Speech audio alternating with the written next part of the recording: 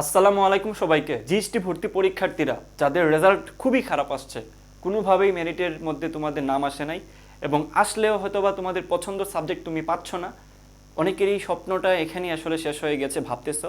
আমি তোমাদের এই কষ্টটা বুঝি, কারণ তোমরা অনেকেই যারা চান্স পাইছো তোমাদের থেকেও আমার অবস্থা খারাপ ছিল। কেন? দেখো, আমি আজ থেকে 3 বছর আগে ঠিক তুমি যেই অবস্থাতে এখানে আসো সেম পরিস্থিতিতে আমি ছিলাম, এবং সবচেয়ে যে রূঢ় বাস্তবতা আমার মধ্যে ছিল সেটা হলো আমি একা হয়ে গেছিলাম। কেন একা?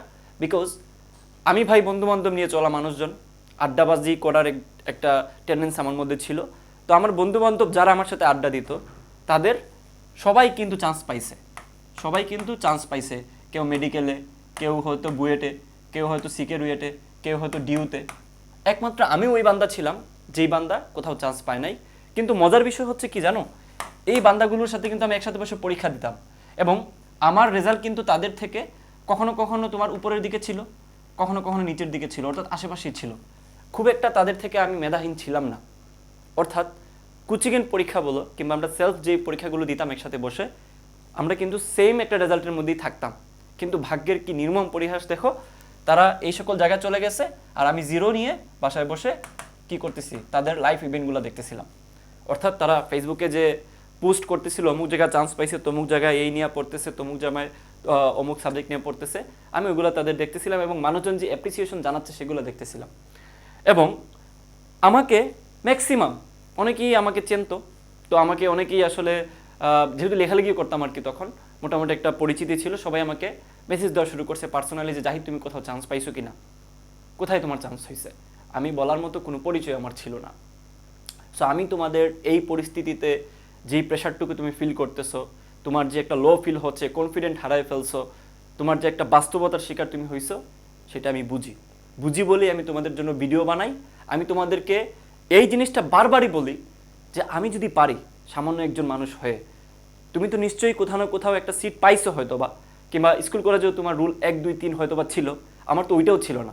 আমি যেহেতু পারছি, দেন তুমি যদি একটু ঠিকঠাক মতো ট্রাই করো, তুমি অবশ্যই পারবা। এটা আমি তোমাকে গ্যারান্টি দিচ্ছি।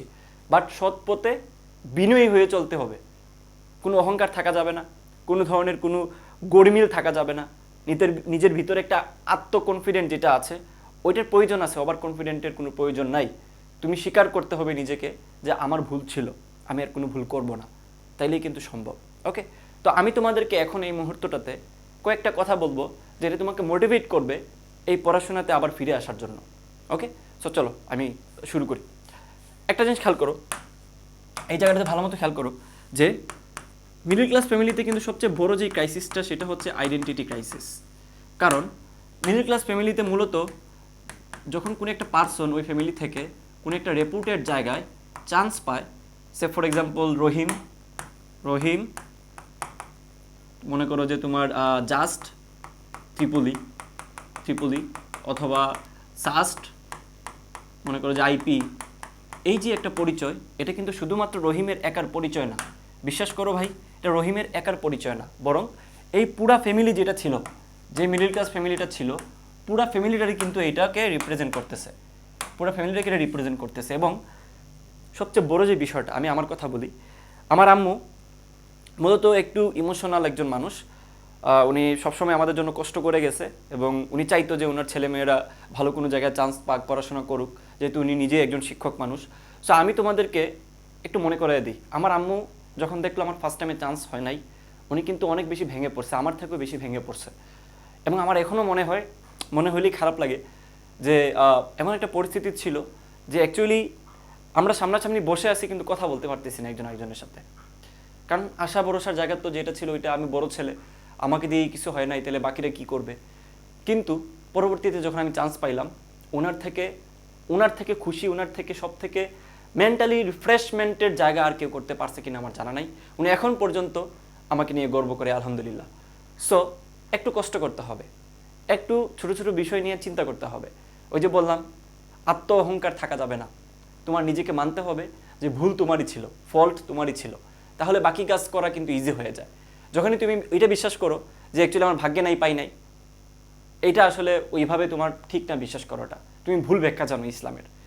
ভাগ্য জিনিসটা আসলে দেখো, আল্লাহ তাআলা লিখছে বলে তুমি ওইটা করতে পারতেছো না, তোমার ভাগ্য ওইটাই হইছে, ব্যাপারটা এমন না।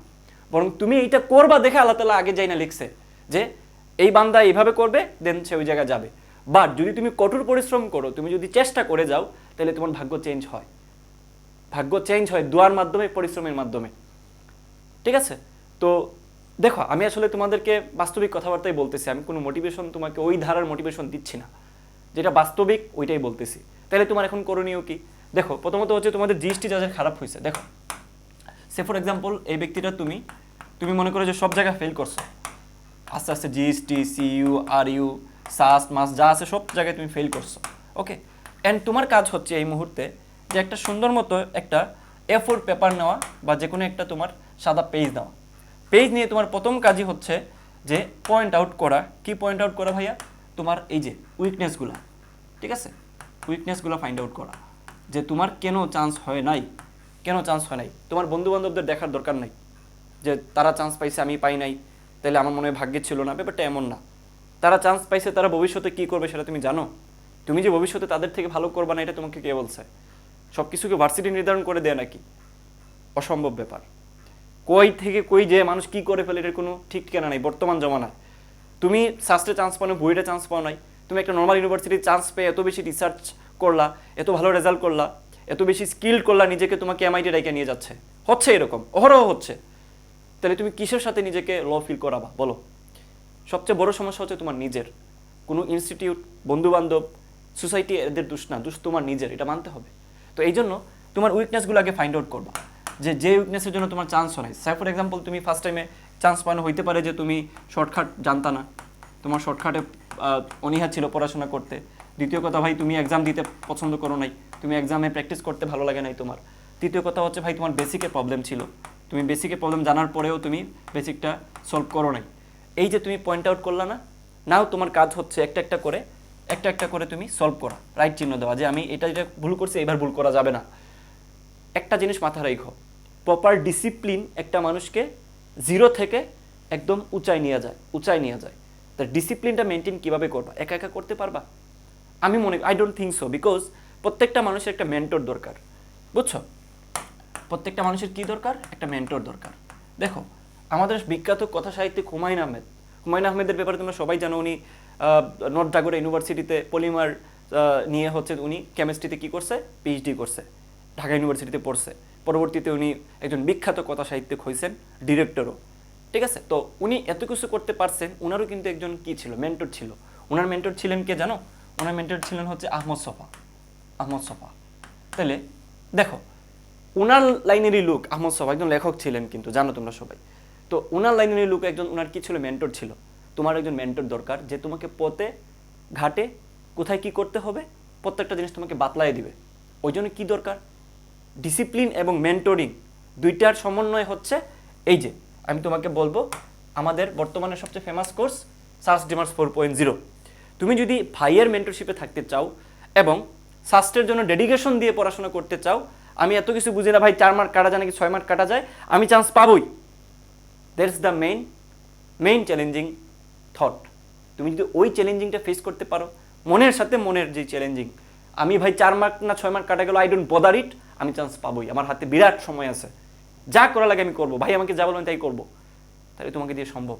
আদারওয়াইজ ওভার থিঙ্কিং করলে, অমুকে তো পায় নাই, অমুকে তো পাইছে, আমি পারবো না, ইত্যাদি ইত্যাদি, আগে পারি নাই, কোনো সময় আমার দ্বারা কিছু হয় নাই, আমাকে এই জন্য এটা বলছে, ফ্যামিলিতে এটা বলছে, ভাতের কুটা দিছি ইত্যাদি। ভাই এটাই তো জীবন। যারা ফেস করতে জানে তারাই হচ্ছে ম্যান। ঠিক আছে? যারা ফেস করতে জানে তারাই হচ্ছে আসল যোদ্ধা। ঠিক আছে? তারাই হচ্ছে আসল, কি বলা যায়, ওয়ারিয়র। জীবন যুদ্ধে আগায় থাকতে গেলে এই সকল কথাবার্তার ঝাঁজ তোমাকে নিতে হবে। আমি কি কম কথা শুনছি নাকি? তোমার কি মনে হয়? আমার নিজের আপন চাচাতো ভাইরা আমাকে এসে বলতো যে কি হইলো, কি পড়ছো তুমি, কিসের ভিডিও বানাইতা? তখনও ভিডিও বানাইতাম আর কি বানাও, তোমার তো চান্স হয় না কোথাও। সরাসরি আমি কোনো আনসারই দিতে পারি নাই, জাস্ট চুপ করে এরকম ছিলাম। এবার বুঝো তুমি কোন পরিস্থিতিতে আমি ছিলাম। আমি যদি এই জায়গাটাতে এখন ক্ষুদ্র একজন মানুষ যদি উইঠা আইসা একটা ভালো সাবজেক্টে চান্স পেতে পারি, পরবর্তীতে এই যে তোমাদের সামনে কথা বলার মতো একটা পরিচয় তৈরি করতে পারি, প্ল্যাটফর্ম দাঁড় করে ফেলতে পারি, তুমি তো ভাই আমার থেকে ভালো অবস্থায় আছো। এবং তুমি যদি ঠিকঠাক মতো পরিশ্রম করে তুমি আমাকে ছাড়াই যাবা, বিলিভ মি, এটা বিলিভ করতে হবে। আমি কি তখন বুঝতে পারছিলাম যে আমি এই জায়গায় আসবো? জীবনেও না, জীবনেও না। হয়তো আমি আমার সব বন্ধুদের থেকে বেশি কামাইবো, হয়তো আমি তাদের থেকে আরও ভালো অবস্থায় যাবো, হয়তো আমি তাদের থেকে আরও ভালো থাকতে পারবো, তাই না? ওইটাকে আমি তখন বুঝতে পারছি, নাও থাকতে পারি, বাট আমি কি তখন বুঝতে পারছি? না। বাট এখন এসে কিছু ডিফারেন্স তৈরি হয়েছে, তাই না? কীভাবে তৈরি হয়েছে?